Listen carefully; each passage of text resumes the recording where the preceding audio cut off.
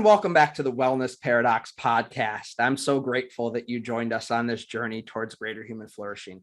As always, I'm your host, Michael Stack, an exercise physiologist by training and a health entrepreneur and a health educator by trade. And I'm fascinated by a phenomenon I call the wellness paradox. This paradox, as I view it, is the trust, communication, and interaction gap between fitness and wellness professionals and our medical community. This podcast is all about closing off that gap by giving fitness and wellness professionals the skills to help more people have a sustainable career and ensure that the fitness and wellness industry becomes a part of the healthcare delivery system. To do that in episode 35, I'm delighted to be joined by Michelle Segar from the University of Michigan. Michelle is the author of a book called No Sweat. And No Sweat is nothing short of a game-changing, paradigm-shifting framework for how we view movement, exercise, and physical activity. As we'll talk about in this podcast, we'll break down her MAPS framework, meaning, awareness, permission to prioritize, and strategies, as a way to engage not the 20% of our population that comes to commercial health clubs, but the 80% of our population that doesn't. This is a fascinating conversation. And again, I believe it is really a paradigm shifter for those of us that view exercise and movement very differently than the people that don't typically engage in it. Any additional information that Michelle wanted to share from this episode can be found on our show notes page by going to wellnessparadoxpod.com/episode 35. Enjoy this conversation with Michelle Segar.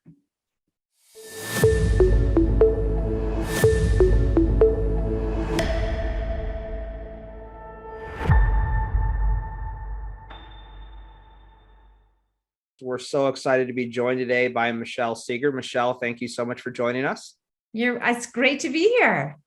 I am super excited for this discussion. You and I connected, I think, maybe 3 years ago or so around your book and the concepts from the book No Sweat, which we're going to dive into in this discussion. But before we get into No Sweat and that whole framework, why don't you just provide our audience a little bit about your background for some context for the conversation? Sure. So I got into this topic when I was actually getting my master's degree in kinesiology in 1993, which is a long time ago. And I was doing a randomized controlled trial with cancer survivors, and we discovered that exercise benefited the survivors that were, 4 or 5 years out of treatment. So they were just living normal lives.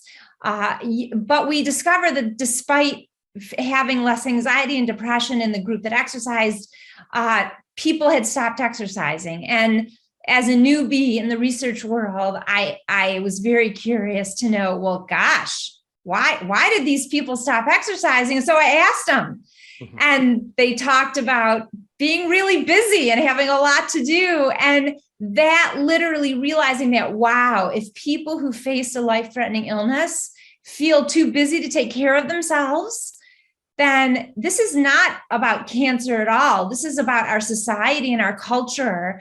And I decided that it was a really important problem to solve. And I declared it was my problem to solve. And everything I've been doing since then has been in service of understanding from multiple perspectives, what is it that really gets in people's way of sustaining a self-care behavior like physical activity and exercise? And most importantly, what can we do to turn that around? And I think we're going to talk about some of those things on this podcast. Yeah, and that's exactly right. And the reason I'm so excited to dive into this is because this podcast is designed for fitness and wellness professionals that view their work as being part of the healthcare delivery system in this country. In doing so, it's not about getting the fit fitter or getting the active more active, which is typically what our industry focuses on, the 20%ers that do exercise. It's the 80%ers that don't engage in a lot of structured physical activity, at least to the degree that we want to start to engage. And long-term adherence and compliance is so key to that. And that's why I love the framework that you present in No Sweat. And we're going to dive into that. But I guess I'm keen to ask the first question, like, writing a book is a big deal. Like writing a book and publishing a book is a big deal. We're going to talk about the second book that you're getting ready to publish at the end of the podcast. what was really the driving force for you to actually write a book that's more for the general practitioner or public rather than something you would put in a research journal? Oh, right. Wow, that's a great question. So the book, well, after that declaration, that passionate declaration of my career is going to solve the problem, I spent the next 20 years solving the problem. And the product of solving the problem was a method that I'd been using myself, that I'd been teaching people, and that I still currently train health and medical professionals how to use with their patients and clients. And I knew that the dissemination would be much greater of the method and the ideas, if I wrote it to the individual, and that really was the audience so that they could do it themselves. But I wrote it in a way, and my hope was that it would help professionals of all types. I mean, I have wellness professionals, healthcare professionals, fitness professionals. Really, the method and the ideas have been adopted across all of these industries because the end result is sustainable physical activity and converting exercise from feeling like a chore to feeling like a gift. And that's a goal that pretty much everyone, any industry has. It's not it might not be their only goal, their most important goal, but it is a goal. And so I wrote the book to help disseminate the thinking that came from my, it was a holy grail for me. What is it going to take to change people's mindset about exercise? And then what skills do they need to learn on top of that to stick with it? Yeah. And I was kind of hoping and thought that would be what your answer was, because I firmly believe that, at least regard to physical activity, we don't need any more white papers. We don't need any more position stands. We have those in spades. We need actionable information that's disseminated to the masses. And I think that's the great thing about the book, is that it is written for my mom or my dad to be more consistently active. But myself, as a practitioner in the industry of over 20 years, I took a lot from the book, and I think everywhere in between. Now, if I'm not mistaken, like, before we get into the framework in the book, a lot of your message, particularly it seems like post-COVID, has been amplified a lot more with URSA. I want to say that you were involved in a World Health Organization webinar. Just talk a little bit for a second about the traction you've gained recently on a national and international stage. Sure. It's been really exciting to see the fitness industry ready to receive the message. I have to say, the healthcare industry and the organizational well-being industry was much quicker to pick up the ideas, to be interested in what I was talking about. And in a way, I think it's because it was more personal for the fitness industry, because in essence, the method and the science, not just my science, but really the majority of science suggests that the way the fitness industry teaches people about fitness and welcomes people into fitness spaces is actually going to do the exact opposite. And that is why there's been this discrepancy between the 20% and the 80%. It works for the 20%, but the vast majority of people need something different. So I think my book was disruptive in a way. And that's why I think something happened with COVID. It created such a time of reflection for the fitness industry. I feel so bad for how hurt the fitness industry was through the pandemic, because it's been devastating. But like most things that are devastating, they create opportunities for growth. And that is what resilience is, right? So whether we're talking about an individual finding meaning in a situation and taking it and becoming more resilient, making changes based on that, I think that is what's been happening with the fitness industry. So because of the bottom line issues that happened, I think the notion that there's a wider audience that can be accessed by the fitness industry became really compelling and salient for the industry. And because my work is based on science, like lots of science, I think that's another reason why it's being adopted. Yeah, absolutely. And this is a period of post-traumatic growth for yes. whatever part of the industry that is left. And sadly, and to your point, close to a quarter of health and fitness clubs nationwide have closed. But for those of us that are left, we've looked at this as a growth opportunity. And I'm so excited that the industry has engaged you, because we're going to get into the framework now. And a lot of what the framework is based around is language and messaging and how we talk about things. And I think sometimes in many industries, we don't stop to think that the language we habitually use may be causing the very thing to happen that we're trying to prevent from happening. And I think that's happened in our industry. So, I mean, I don't know how exactly we dive into talking about this framework, because there's a little bit to it, but I'll just kind of pass the baton over to you and say, let's talk about the framework you present in the book through the lens of what a fitness and wellness professional should understand about it. Sure. Great. So the framework evolved organically. I didn't aim to create the MAPS framework. The acronym MAPS came out of after the kinesiology master's, I got a master's in health behavior and health education to learn how to do what I wanted to do. And what came out of that 2-year study of the problem was meaning. What does exercise mean to people? Does it mean it's a chore or a gift? So that's kind of the first part of the framework. That's the big level. That's the biggest level question you can ask about the meaning part of the MAPS framework. The second part is awareness, and awareness has to do with, well, what beliefs do we have about exercising, or for any behavior for that matter, that is preventing us from doing it in ways, or that's preventing us from succeeding in sticking with it, and examining those things. And those two parts of MAPS really specifically dive into the motivational pathway of my sustainable change framework, which is, I'm not going to say it because I don't want to confuse things, but it focuses on the motivational issues with sustainable motivation.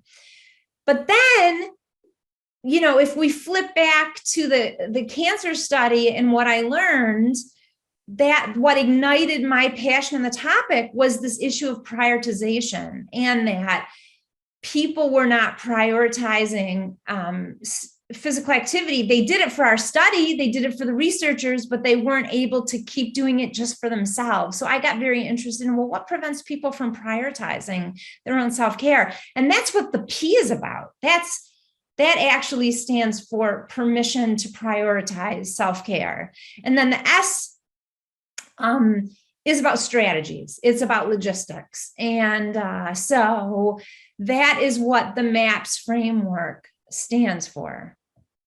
Yeah, great. And I love a good acronym, first off, because it definitely helps us to conceptualize things. And the one thing I'm struck by, and I was struck by this when I read the book, and I'm struck by it as we sit here and talk, is that most people, when they begin a program of exercise or physical activity, they start by doing. They go to the gym, they go for a walk, and that's a good place to start. But your framework doesn't actually start there. It starts between the ears. Just that's right. Touch on that for a second as to why that's so important, particularly in the context of this episode's being released on January the 12th. There's a bunch of people that are out there that are New Year's resolutioning right now that said, hey, I'm in the gym and I'm doing this, and that seems good, but we know that's not sustainable. Why does it start between the ears for you instead of with the feet? I love that you're bringing in the body, because our behavior follows our mind. Everything we do, is a result of things we think. And so and feel. And so in order to change a behavior, we have to change the way we think and feel about it. So, truthfully, we're shooting ourselves in the foot right as we walk out the door if we just go right to the do. And, I'm going to dive a little deeper into the awareness portion because of the way, you started this conversation, Michael, by talking about the 20% and post-traumatic growth and what the fitness industry, how they communicate. And it's not just the fitness industry, it's the media, it's really the whole way that exercise has evolved in society is natural and well-meaning. It unfortunately and inadvertently sets most people not only up to fail, but to actually feel pretty bad about themselves and to not like exercising. And, consider, if you were trying to get someone to stick with a behavior, do you think if they don't like it, what you're doing is getting them not to like it, isn't that like the exact opposite? It's like wanting to go to California and driving to New York, so we need to understand how people feel. People need to understand how they think and feel, because these are actually acting unconsciously on people's choices. And there's new theories actually about this very thing. Yeah. So let's unpack this awareness and meaning portion. And because I do think it is foreign to a lot of people, because I think most people would say, great, I'm aware I'm out of shape. And the meaning I'm seeking is I want to lose 20 pounds and look better for my vacation, which is so superficial and results in not a lot of long-term adherence and compliance. And I'm a big fan of thinking about the stories we tell ourselves and the perspectives that we take. And I think life can shift dramatically based upon your stories and your perspectives. Talk a little bit about that with regard to awareness and meaning, and I guess talk about it in an actionable sense for a practitioner maybe who's working with a client that's just getting into exercise and wanting to make it consistent. How do you help that person unpack the awareness and unpack the meaning so it could lead to something more sustainable? Right. Yeah. And in my trainings where I teach people how to do this, I talk about something called exorcising exercise, which is, that was me being playful, but that's really, it's not really the devil in exercise, but there's bad stuff in there to these people who don't like it. And again, this is the majority of the population. Yeah. So how do you learn how to do that? Well, you ask people questions, in the book, I have a series of questions. And the first question when I ask one of my own clients, I start with, does exercise feel like a chore or a gift? And that is a diagnostic. Because, again, if you're working with someone who hasn't been successful, most likely they're going to be on the chore end of that scale. And that allows you to probe and ask questions that then illuminates, oh, that's what people think about it. Oh, that's what people are doing. And that is like, bingo, that's what you start with right there. Yeah. And how do you, in your own practice or based on your own experience, how do you nurture someone towards that shift in perspective away from chore and towards gift, so where it has that deeper meaning? How do you nurture that journey for somebody? Well, you help them understand that it's not their fault, first of all. And it's a journey of self-awareness. So what you're doing is you're nurturing self-awareness, both about the specific beliefs that people hold, the reasons they think they should be exercising for, the ways they're exercising, and you help them tailor those things to who they are rather than who they think they should be in regards to exercise. Yeah. There's such a, first I want to say it's like an unconscious expectation, but I don't think it is with social media and the internet. I think there's a very conscious expectation that's told to exercisers that you should exercise this way, you should move this way, you should burn 1,000 calories per workout or whatever's on the internet. And I think that is a very salient thing for people that are trying to enter into programs. Would you agree? Absolutely. But it's not just conscious. I mean, it also is. There's like 3 new theories about how the unconscious plays out with people not exercising because of these explicit expectations and messages get internalized and then act and then become part of people's unconscious system that often thwarts them choosing to do something, choosing to move when they have an opportunity. That's fascinating. And I am very, very cautious to not go down that rabbit hole right now with you, like I would like, because that fascinates me. But to pull that into something that's practical and actionable, I think it's safe to say for the fitness and wellness professionals who are listening to this is not as simple as just saying, hey, the Surgeon General and the CDC say you should be active for 150 minutes per week. Here's some options, go and do it. Right. Well, we know that doesn't work. Yeah. And getting back to the behind the ears, because so that would be an example of doing. Yeah. Go do this, what the Surgeon General says.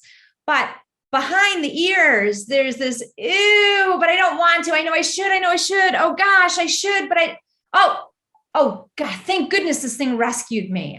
Oh good, I don't have to make the choice because, so it's what's behind the ears that it's like the gas is behind the ears, the gas tank. And if people don't have fuel and desire, and instead have the opposite, they want to go in the opposite direction, then, you can you can all day long, but if there ain't fuel there, you're not going to go anywhere.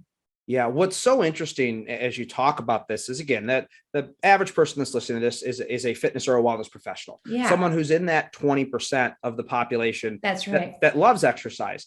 And I think this concept is so foreign to that segment of the population. Like, what do you mean you just don't want to go out and exercise? It seems like this also requires a significant paradigm shift on the part of professionals in our industry to realize that their perspective on physical activity and the people they're working with are entirely different.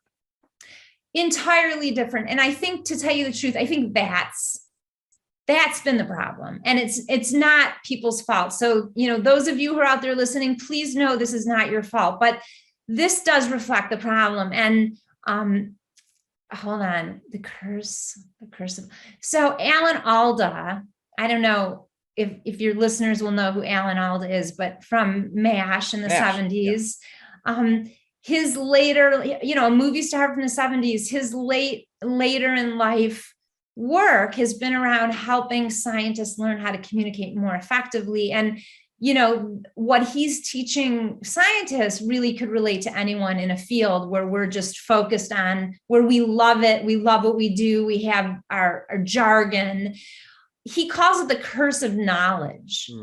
And it's a curse because how we feel and what we know about a topic is what we think about when we talk to people who don't know about it. And there's a bridge that we don't know how to build a bridge because we're only talking through our own perspective, and it curses the situation. So the solution, and again, and this is what the fitness industry as a whole is doing right now, is learning how to communicate differently, learning how to approach promoting fitness differently so that they can reach the 80%.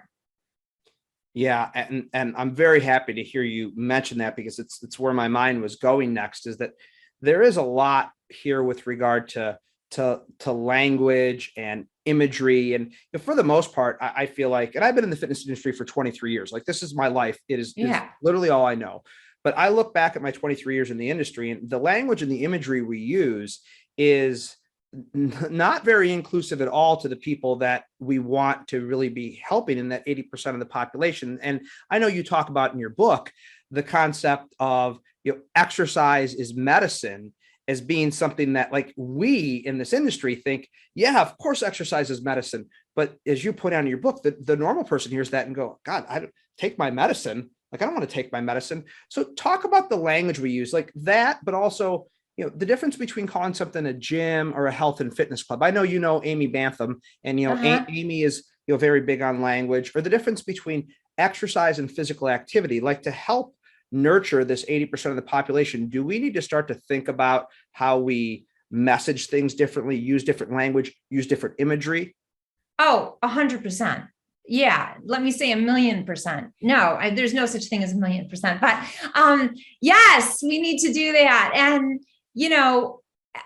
earlier on in my career, I thought shifting away from exercise to physical activity was good, but actually physical activity is a very clinical term. There's nothing really exciting about it.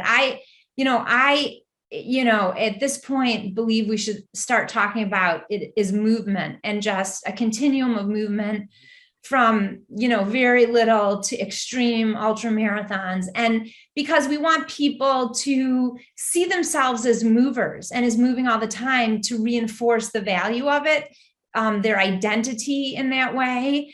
And so, yeah, we don't want to, it is, everything we do is movement. And I don't think it has the baggage of the other terms. And so that's what I think is a field we should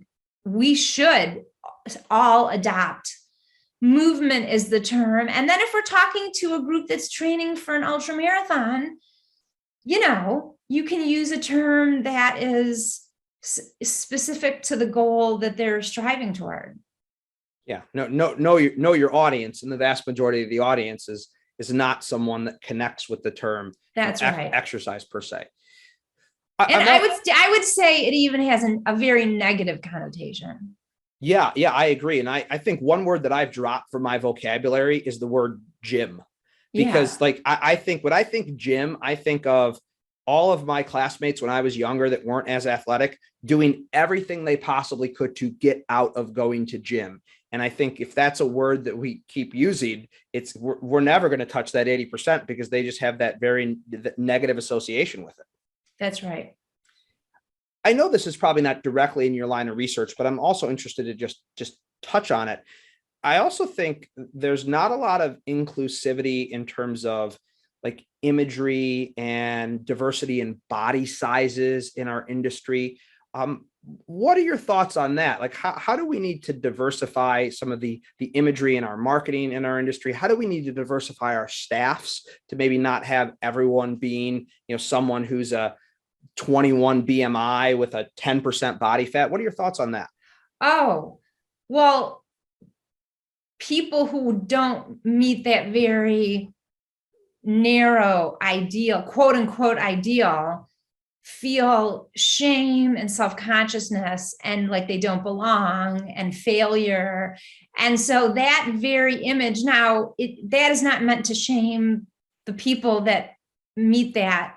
What it is to raise awareness that when it comes to body weight and shape, especially, it's so much, and it's so much bigger than just individuals. It's as a society, people feel a lot of shame. Society has shamed people who are overweight. And, even one of my clients suggested to me that I not even use the term overweight, that was an offensive term. And carrying around extra weight was what I came up with. It is this crazy conundrum that when we ask people to focus on weight for their behavior changes, that it actually gets people to start and stop and not sustain. And that when we ask people to focus on non-weight related outcomes, those are the true hooks for the 80% for physical activity, for sticking with it. But in terms of what people see when they go inside of a physical space, people need to see people who are carrying around extra weight in different colors, because that will say to them, oh, this is for me too. Mm-hmm. Since for the last 40 years, the industry has, for the 80%, they look at the industry and these physical spaces that we can call gyms or clubs as spaces for not me. Mm. So what we have to do, and this is a marketing question. We don't really need science to answer. We can, and there is some science, but this is just a marketing question. If you want people to buy into what you're selling, what do you need to know about them? And what do they want to see and hear and feel in order to want what you're selling. Yeah. That's so well said. It's funny, as you were talking about that, I don't know why this image popped into my head, and you're going to know it. I don't know how many people in our audience are going to know it. Richard Simmons popped into my head. Like, I feel like that man, that eccentric little aerobics instructor, did more to get the 80% exercising than maybe the rest of the industry combined in all those 40 years. Because if you look at some of his videos, like videotapes, for those of you that actually remember what those are, it was people in all different body sizes, all different shapes, and you felt included. And it's, again, I don't know why that popped into my head, but that almost seems like an archetype for us to strive for as an industry. Totally. It's, aerobics isn't for everyone, for sure. Yeah. But, I'm going to put you on the spot, Michael.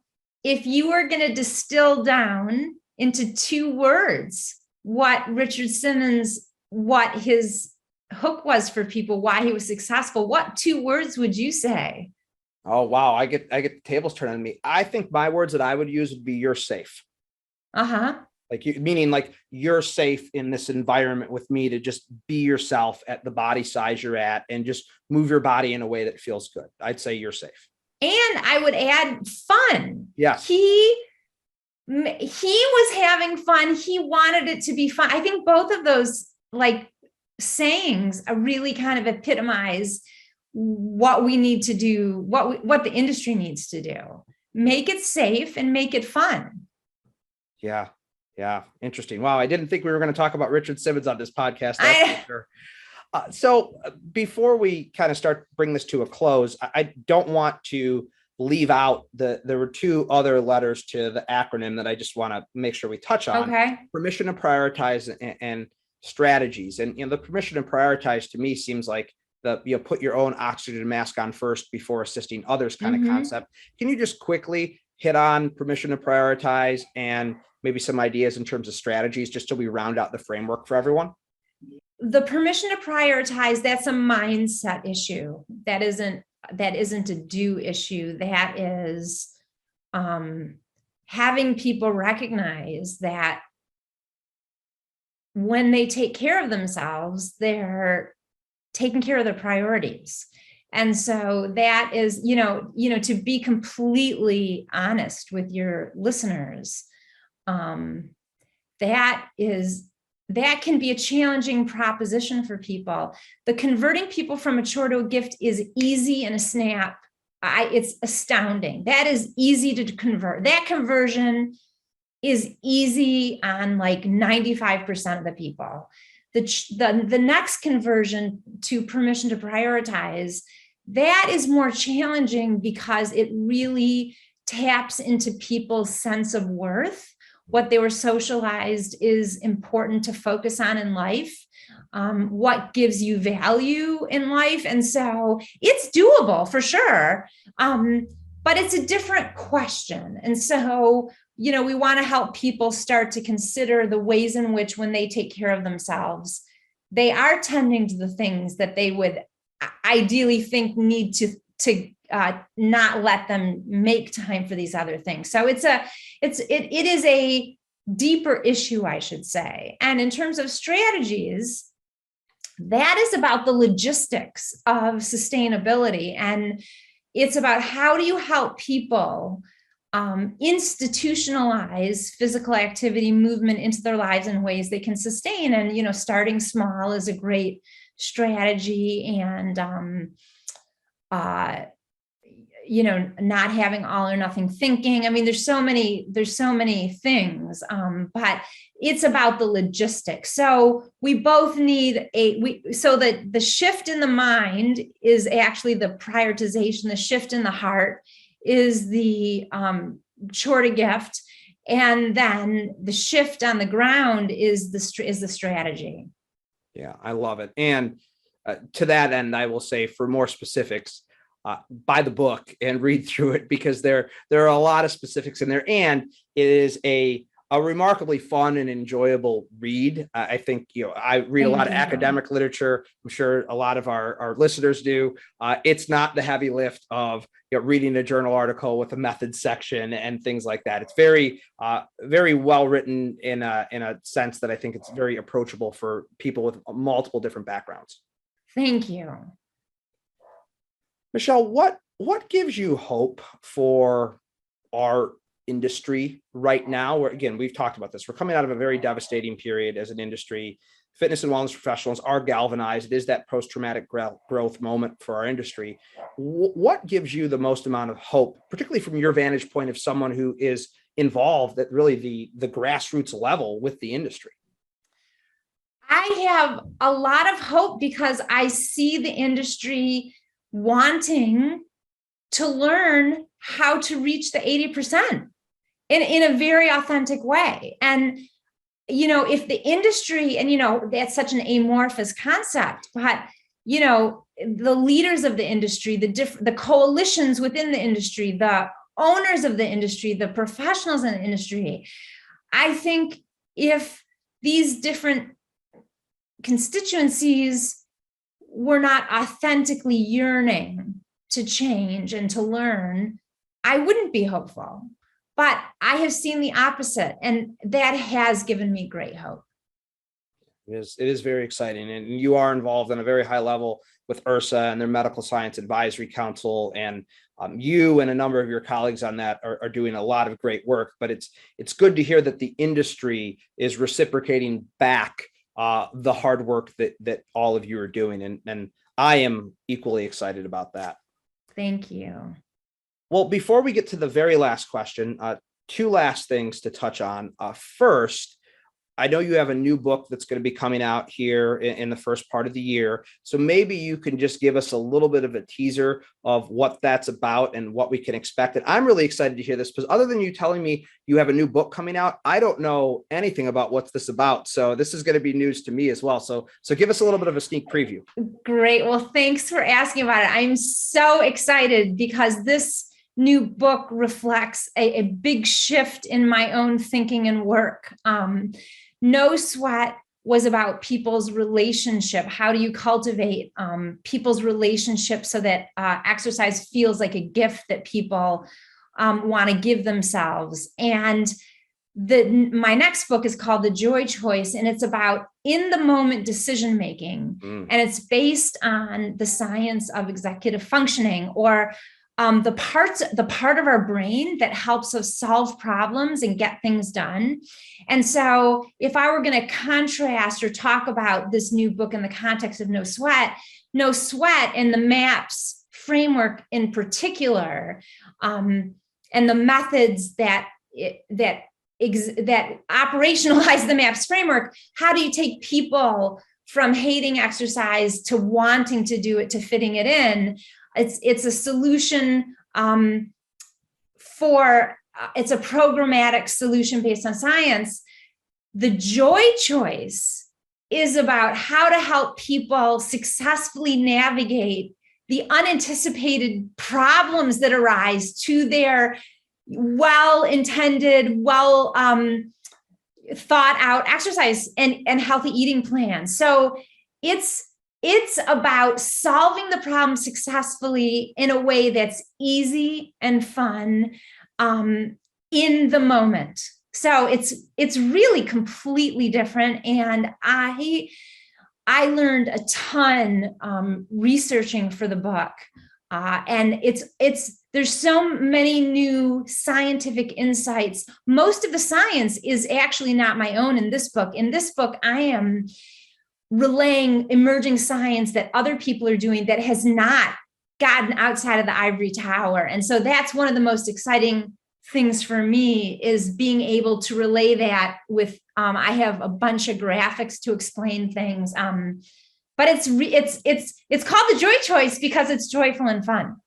I love the title. One of my personal values is joy. And if there's anything in life you can attach to it being joyful, it's a game changer. But one thing you said there, and again, the thing everyone's hopefully really excited to read the book, is that this is about how to address a plan that's gone awry, because we all know that our best intentions, there's a quote that I like to use, is that it's a Mike Tyson quote, believe it or not. And it's, everyone has a plan until they get punched in the face. And like, that's life. Like, life gives you that tap in the face and throws off your plan. And you have to be able to think on your feet and critically think. And I'm very excited to read the book. When does the book launch? Do you guys have a launch date for it? Yes, it launches at the end of April, but actually people can order it now on Amazon, surprisingly this early. But that's it. It's about, I mean, when did we learn to focus on plans going awry? But guess what? That's the rascal that tends to derail people from the path of sustainable behavior change. So darn it, let's not just learn how to navigate it. But most importantly, let's do it in a joyful and playful way. And so, when from what you said, Michael, when you get to read it, you're going to see that play and joy is embedded in the solution. Because, if we have to solve a problem, which can kind of be kind of like taking your medicine, if you will, like, how can we do it in a way that we're going to enjoy doing? So you can hear it in my voice. I'm very excited. Yeah, absolutely. And we'll link up to the Amazon pre-sale on the show notes page so people can pick it up. A last point on that before I get to the last question. You talk about joy and we talk about movement. I'm reminded of my friend, Dr. Anthony Moreno from Eastern Michigan University, who studies the concept of physical literacy. And he likes to talk about, exercise and movement as adult recess. And like, who didn't like recess when they were a kid? And I think the more we can bring in that joy and that playfulness, the more of a massive difference it makes. Absolutely. And it's a completely different thing. But when you get at why people like Richard Simmons, he was joyful. And so that's what he exuded that. And so that's what I guess I want to end with a thought for the practitioners who are listening, that consider that what you put out is what people are going to receive and feel. So how can you put out your work in this space in ways that help people feel good about themselves and embraced and like, yeah, I want to do this. I love it. Well, the final question that I always end the podcast with, because it's what the podcast is about and it's what I'm most passionate about, is the wellness paradox. In my mind, is this gap that exists in trust and communication and interaction between, fitness and wellness professionals and our medical community. And I think that's a gap that we're trying to close off. We're trying to become part of the healthcare continuum. From your perspective, with all your vast experience, if you could give those professionals that are listening one piece of advice to start to bridge that gap between, fitness and wellness and healthcare, what would that piece of advice be? Well, I can't give you a pithy answer, because I think it represents everything we've been talking about on the show today. Healthcare professionals are in need of a reframe too. So I think, potentially the fitness and wellness professional can help, if they can help the healthcare provider and the healthcare system understand where things fall down when it comes to exercise, that they in this role of educator and change agent can build trust within the healthcare system. I love it. Yeah, it does. The word that keeps coming back, and whenever I ask that question, is trust. Michelle Segar, thank you so much for joining us on the Wellness Paradox. It's my pleasure. Thanks a lot. Well, I hope you enjoyed that conversation with Michelle as much as I did. If you found it insightful and valuable, please do share with your friends and colleagues. Those shares make such a massive difference to us. Any information that we wanted to share with you from this episode can be found on the show notes page by going to wellnessparadoxpod.com/episode 35.